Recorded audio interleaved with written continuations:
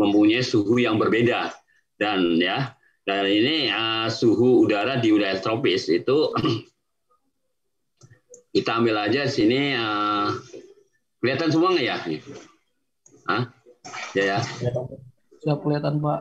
Ini kan kemarin kita bahas tentang radiasi lintang rendah ya, maksudnya yang di lintang, maksudnya di daerah tropis gitu. Sehingga di situ saya kemarin membicarakan mengenai radiasi ya, radiasi di permukaan bumi itu, terutama di lintang rendah atau di daerah tropis itu ya, itu yang paling banyak menerima radiasi dan radiasi matahari. Karena sepanjang tahun di daerah tropis itu ya menerima namanya radiasi matahari hampir sekitar 70-80%.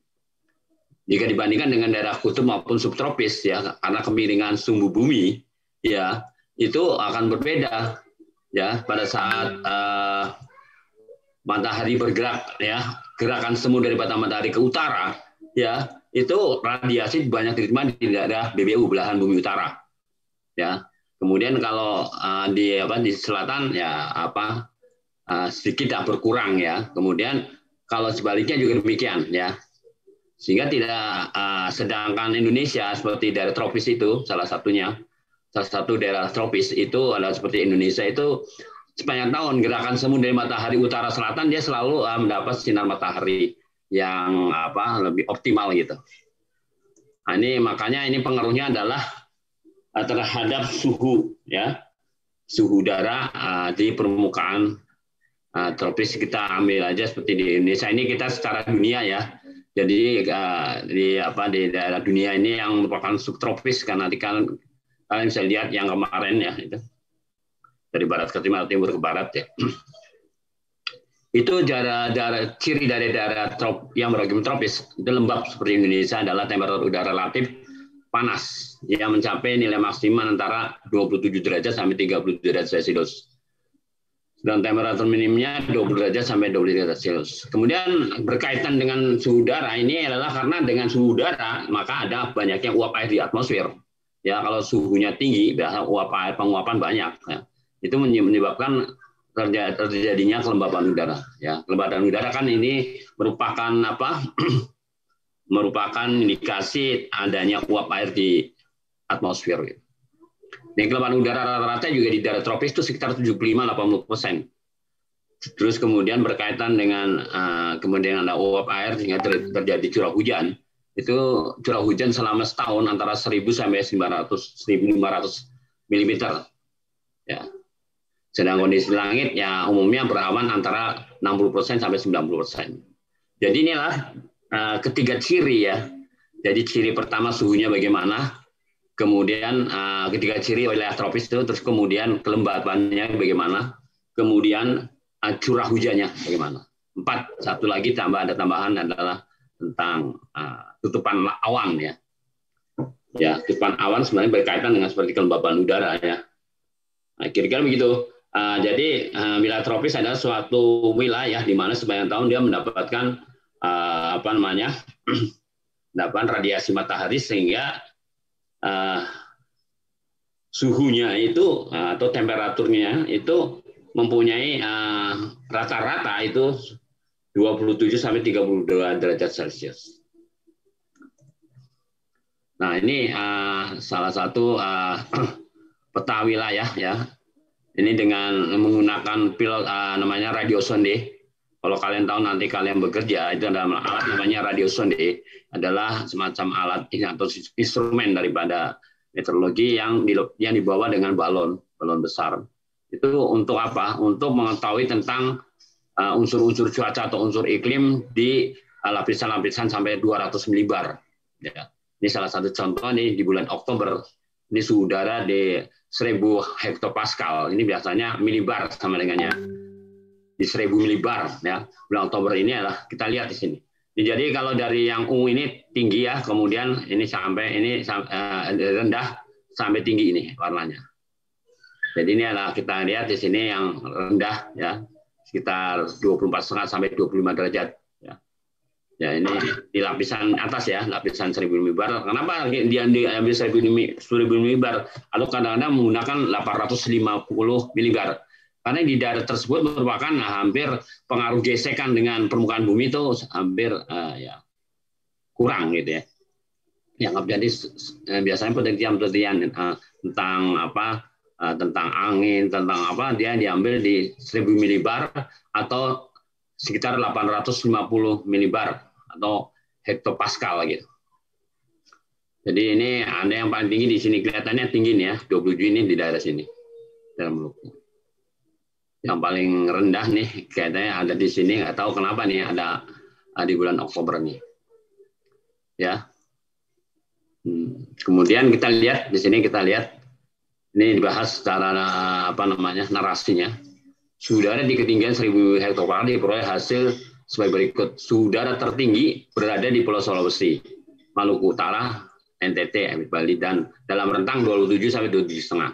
Sedangkan Pulau Sumatera dan Kalimantan suhu udaranya di rentang 25 sampai 27. Jawa Barat dan selanjutnya. Terakhir di Pulau Papua didapatkan rentang suhu udara sebesar 26 derajat sampai 27 derajat Celcius. Hal ini dikarenakan saat matahari berada di wilayah utara, kawasan benua Asia akan mengalami pemanasan maksimum. Ya, jadi kalau kita lihat dari petanya kemudian dinarasikan kira-kira tadi seperti ini, ya. Sampai sini ada yang mau bertanya nggak?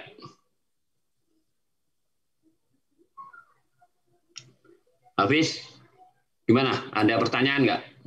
Ya, tidak, Pak. Oke, lanjutkan lagi ya. Nah, ini yang menyebabkan kenapa suhu rata-ratanya lebih tinggi daripada daerah-daerah tropis maupun daerah subtropis maupun kutub utara. Yaitu karena apa? Karena sepanjang tahun di wilayah tropis mengalami radiasi yang paling besar jika dibandingkan subtropis maupun daerah kutub. Ini menyebabkan daerah tersebut memiliki tekanan udara minimum. Ya, jadi ya itulah artinya di Indonesia dan tropis itu adalah daerah yang banyak hujannya gitu loh. Ya. Dan juga antara terjadi ya biasanya di daerah tropis itu terkenal dengan dua musim, yaitu musim hujan dan musim kemarau. Jadi pada saat jadi kondisi ini menyebabkan angin berembus dari daerah bertekanan tinggi benua Australia. Jadi itu kan sebenarnya adalah daerah subtropis ya. Jadi itu daerah bertekanan rendah benua Asia. Jadi pada saat matahari di belahan bumi utara berarti benua Australia tekanannya tinggi. Atau sebaliknya, pada saat matahari berada di selatan di benua Australia tekanannya rendah, di benua Asia adalah tekanannya tinggi. Biasanya pada musim hujan itu adalah ketika benua Asia bertekanan tinggi, ya, sehingga massa udara dari benua Asia melewati Indonesia, ya, di mana di Indonesia kemudian banyak hujan dan sering disebut dengan apa? Musim hujan. Dan sebaliknya pada saat benua Australia itu tekanannya tinggi, jadi massa udara bergerak ke arah utara melewati Indonesia, tapi tidak sebanyak pada saat benua Asia itu tekanan tinggi. Kenapa? Kamu bisa jawab nggak kira-kira? Hafiz. Gimana? Halo, Hafiz. Ya, Pak. Gimana? Kenapa? Kalau benua Asia itu pada saat tekanannya tinggi, ya itu menyebabkan musim hujan di Indonesia. Tapi kalau sebaliknya, pada saat benua Asia rendah atau Australia dengan tertinggi, menyebabkan musim kemarau di Indonesia. Bisa jawab nggak kira-kira? Halo.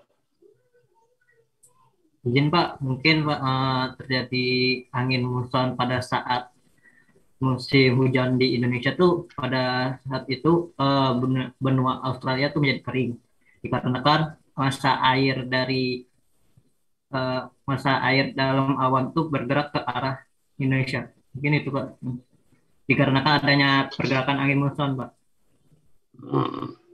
Begini ya, yang benar adalah jadi pada saat benua Asia bertekanan tinggi sehingga massa udara bergerak ke arah Australia, tapi setelah di Indonesia dibelokkan Ya, itu sering disebut dengan ada daerah konvergensi atau ETCZ itu ya.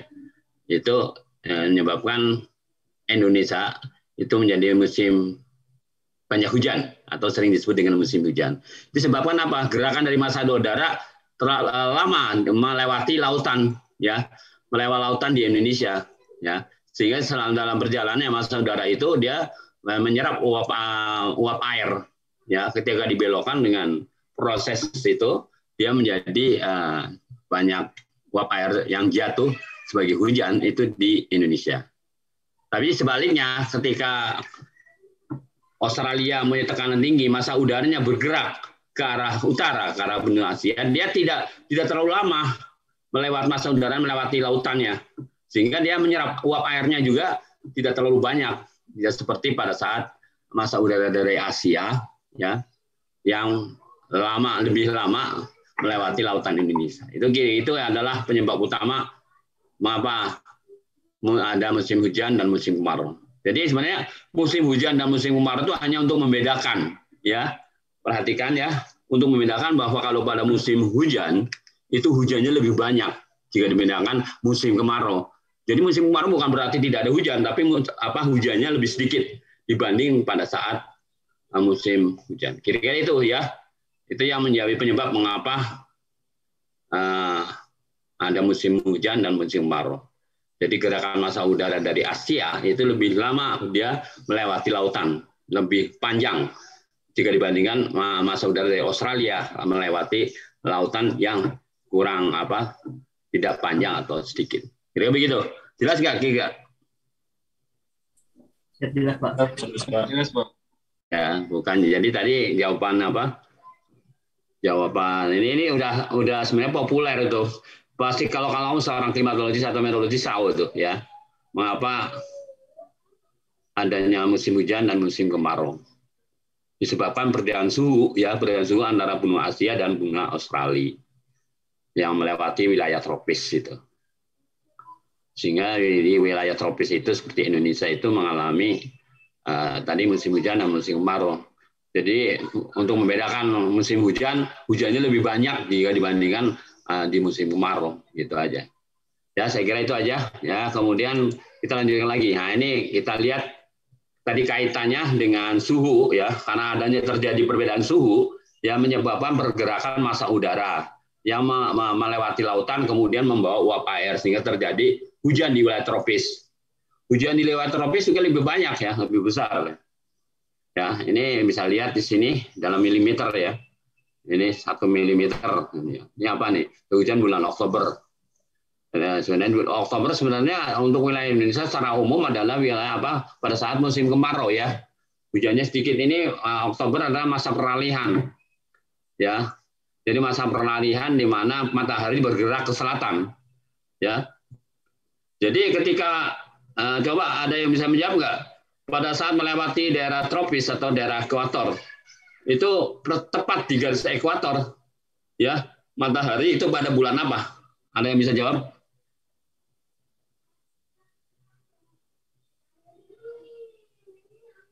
Halo, si Irfan ada nggak si Irfan?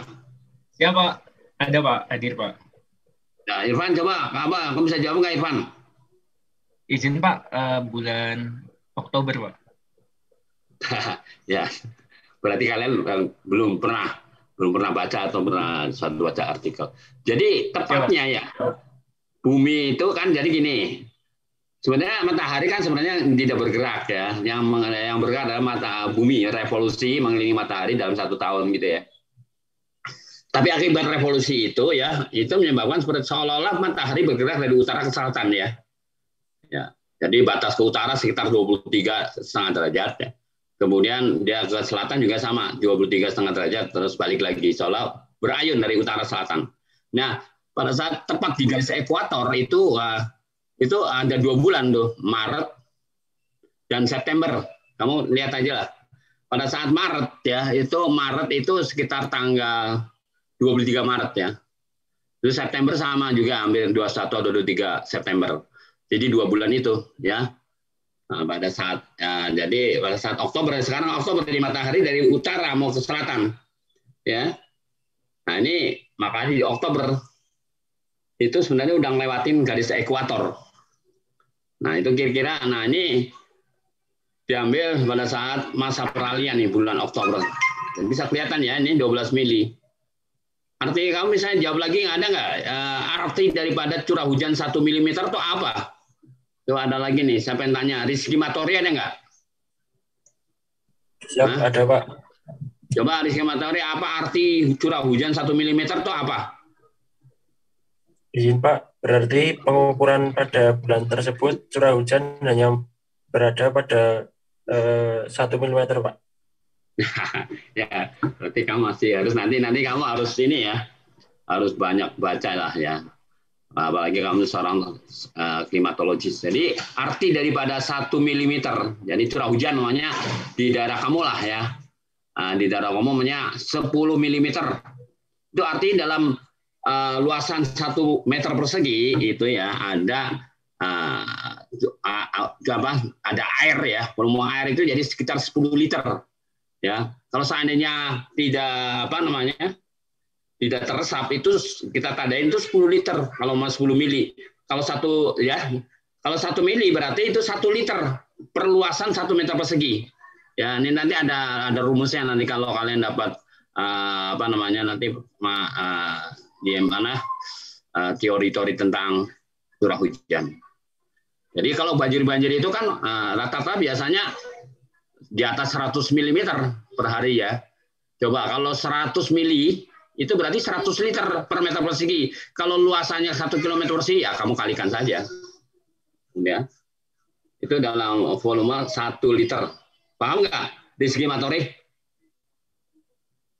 Ya, paham Pak. Ya, coba nanti kamu baca lah, sekarang ada Google, apa arti 1 mm itu ya ada, kamu cari di Google aja ya. Nanti yang jawab ketemunya di BMKG itu. Oke ya, kita lanjutkan. Jadi tadi kaitannya dengan suhu ya. Kemudian merambat sebagai akibatnya adalah terjadi perbedaan tekanan kemudian menjadi ini. Nah, ini kemudian itu kalau Nadine narasinya ya kalau mau di ini ya, mau dibahas saya tadi. Jadi curah hujan tertinggi berada di Pulau Sumatera tadi untuk Indonesia ya. Nah, 7-12. Sedangkan di Jawa Barat tadi ya 35, kemudian NTT dan sebagainya. Sedangkan wilayah timur Indonesia yaitu Papua Maluku 4-7 mili. Curah hujan 3-4, terakhir Pulau Kalimantan terdapat curah hujan sebesar 4-11 mili. Ini kalau narasi daripada yang tadi ya gitu. Jadi di bulan Oktober itu kan masa peralihan. Ya.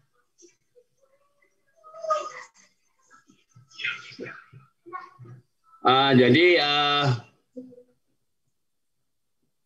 saya kira bisa dipahami ya. Halo? Bisa, Pak. Ya, bisa, Pak. Nah, Bisa, Pak. ya, oke. Kita lanjutkan lagi ya tentang hujan di wilayah tropis. Tadi Indonesia juga sama ya tadi ya. Kalian Bapak Oktober ya. Jadi biasanya gini. Secara umum di Indonesia musim hujan ya mulai dari Desember, Januari, Februari. Maret, April, Mei itu berarti peralihan. Juni, Juli, Agustus sudah musim kemarau. Ya, kemudian ya Juni, Juli, Agustus, kalau September, Oktober, November musim peralihan lagi, masuk musim hujan lagi gitu. Jadi itu secara umum. Jadi ada juga yang mulainya bulan ini dan sebagainya karena di Indonesia kan beragam ya topografinya dan sebagainya sehingga akan berbeda-beda mulai awal musim hujannya. Tapi secara umum untuk Indonesia itu ya mulai musim hujan adalah Desember, Januari, Februari. Ya musim kemaraunya Juni, Juli, Agustus. Selain bulan itu merupakan bulan peralihan. Gitu ya kira-kira. Nah. Oke. Nah ini juga disebutkan namanya tekanan lah. Nah, perubahan tekanan udara secara musiman di daerah tropis yang mencapai 5 milibar. Ya. Jadi tapi untuk di Indonesia perhatikan ya untuk di Indonesia ya perubahan suhu maupun perubahan tekanan suhu udara itu tidak terlalu signifikan ya jika dibandingkan dengan daerah subtropis maupun daerah kutub. Ya. Jadi karena tidak mengalami musim hujan, musim dingin dan musim panas gitu ya. Kalau di wilayah subtropis maupun daerah kutub itu ada 4 musim dia. Ya. Itu juga coba bisa jelas nggak kenapa kok di wilayah subtropis dan tekanan apa dengan kutub utara itu kenapa ada empat musim? Itu akibat sebagai apa? Ada yang bisa jawab nggak? Tadi wanita siapa? Jadi wanita namanya siapa tuh? Yang wanita bisa siapa nih? Yang wanita, Evan, ada yang wanita siapa? Sini. Izin Pak, Asma Pak. Asma Nil Asma. Asar. Asma coba apa bisa jawab nggak? Asma, mengapa namanya di daerah subtropis? Jadi selain tropis ya, ini kan ada tropis, subtropis, kemudian kutub.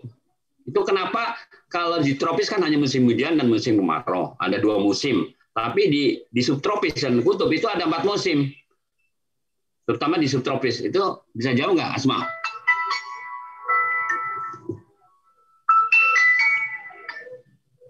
Ya. Izin Pak. Ya. Halo? Izin Pak. Gimana, Pak? Suratnya. Yang penting tuh suratnya. Iya, saya lagi ngajar, Pak. Bisa nggak Bapak ini? Saya ngajar nih Zooming saya, ya. Nanti sebentar, Pak. Habis sebentar ini, nanti saya bikin, Pak. Tolong. Halo. Gimana? Si Asma, ayo, Pak. Izin Pak, izin menjawab. Ya. Jadi adanya perbedaan 4 musim di negara-negara yang terletak di wilayah subtropis itu karena adanya kemiringan bumi dari porosnya, sehingga saat berotasi menyebabkan adanya perbedaan 4 musim tersebut, Pak.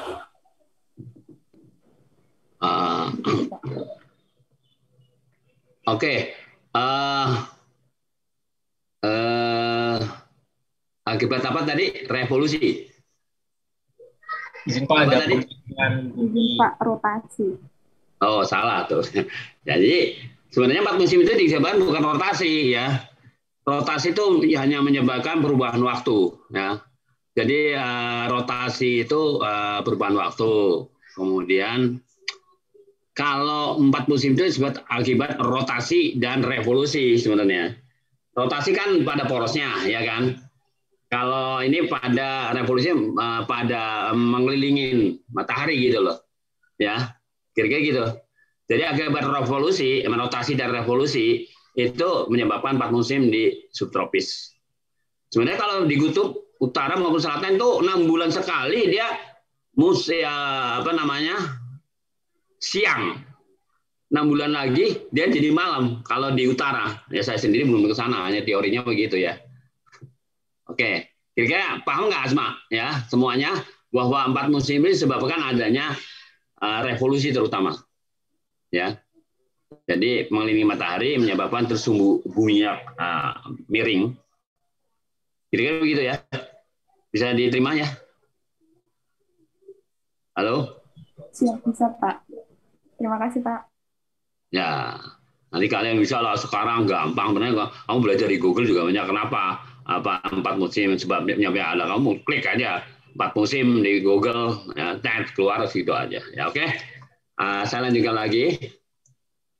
Nah, kemudian ya itu tadi ada unsur iklim yang yang berkaitan. Jadi tadi ya dengan perbedaan suhu menyebabkan massa udara bergerak. Selama gerakannya dia menyerap uap air yang kemudian dinyatakan dengan relative humidity.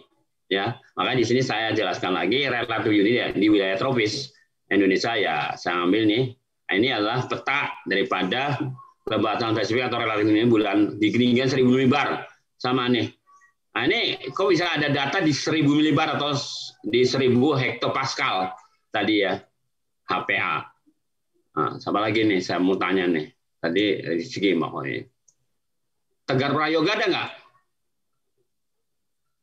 Atau ini Firman gimana? Ada nggak Firmansyah?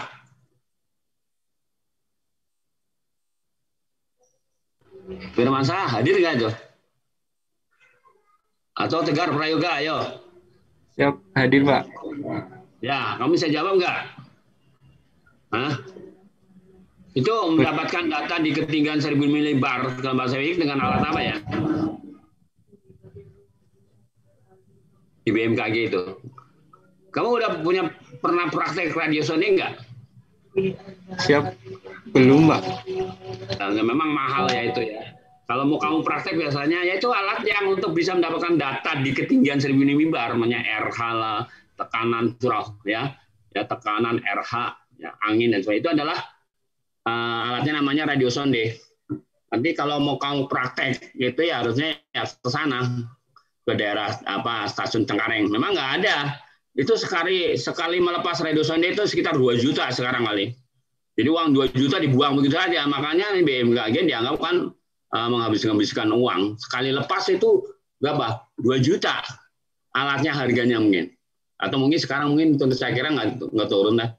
Seingat saya itu sekarang mungkin sekitar 1,5 sampai 2 juta itu. Dibuang ke atas, dia dapat data suhu, tekanan, RH. Ya, nanti kalau suatu saat kamu bisa ke Cengkareng atau di Tugasan Careng, tapi kalau klaim biasanya ya nggak melepas radiosonde ya. Jadi ya sebagai pengetahuan aja lah.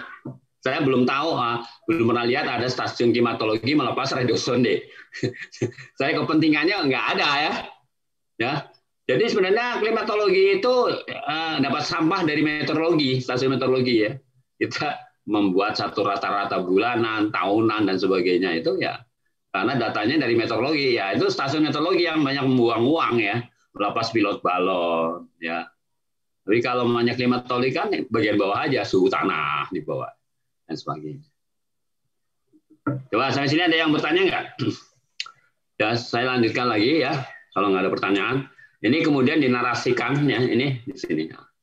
Jadi kelembapan spesifik bulanan ketinggian 1000 milibar diperoleh hasil sebagai berikut. Kelembapan spesifik tertinggi berada di Pulau Sumatera itu, ya di 1000 milibar itu dengan rentang 20% sampai 22%, kecil ya. Sedangkan kelembapan ini di bulan apa tadi? Di bulan tadi saya lihat bulan apa ya? Jadi, bulannya nggak disebutkan nih. Kalau saya di bulan Oktober nih. Jadi pada ketinggian 1000 milibar itu karena bulan Oktober Indonesia dalam musim apa ya? Musim kemarau ya. Atau musim peralihan ya. Nah, terus kemudian kelembapan di Pulau Sulawesi ya 18-20% dan sebagainya. Maka kelembapan akan rendah oleh karena itu ada ini apa nih? Pada umumnya kelembapan berbanding terbalik dengan suhu. Ya, oleh karena itu pulau-pulau yang memiliki suhu tinggi maka kelembapannya akan rendah. Gitu. Begitu pula sebaliknya. Kira-kira ada yang bisa jawab enggak? Kenapa kalau dengan suhu tinggi kelembapannya akan rendah? Atau sebaliknya, kalau suhunya rendah kelembapannya tinggi? Coba ada yang bisa jawab enggak sama nanya? Tadi diksi motoris saya tidak bisa melihat seluruhnya nih ya.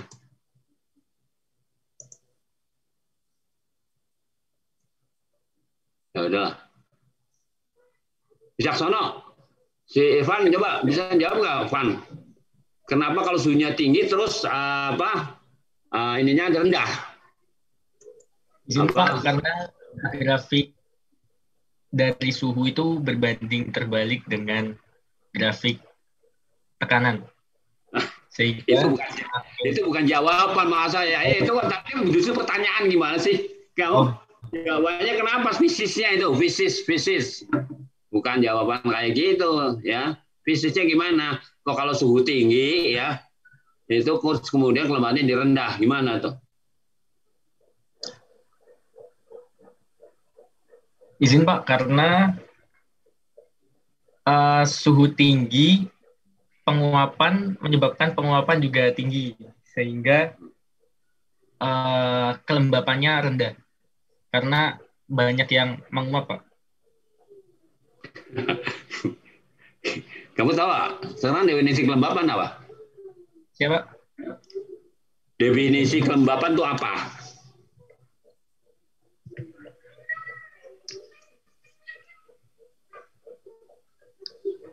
Ya nanti sebagai PR aja lah. Ya. Uap air, Pak. Ya, banyaknya uap air di suatu volume di udara gitu. Iya, Pak. Ya. Ya udah ya. Nah, ini selesai. Saya kira itu yang bisa saya sampaikan tentang klimatotropis, tentang suhu udara di wilayah tropis. Sambil ada ya di Indonesia salah satu contohnya. Jadi kalau kalian mendunia ya sama aja. Ini namanya tropis itu antara mana 23 utara maupun 23,5 selatan. Ya, saya kira jam berapa sekarang ya? Hafiz? Sudah jam 2 ya? Iya, Pak. Jam 2, Pak. Ya, saya kira akhirin aja, kalian nanti dapat bisa kuliah, mempersiapkan untuk supaya tidak terlalu mepet. Tolong ya, Hafiz, biasa kalau kalian shoot ya. Nanti ini materi saya kirim lewat WA ya. Oke, saya kira Ya, Pak. sampai di sini saja. Wassalamualaikum warahmatullahi wabarakatuh. Waalaikumsalam. Waalaikumsalam warahmatullahi wabarakatuh. Terima kasih, Pak. Terima kasih, Pak. Ya.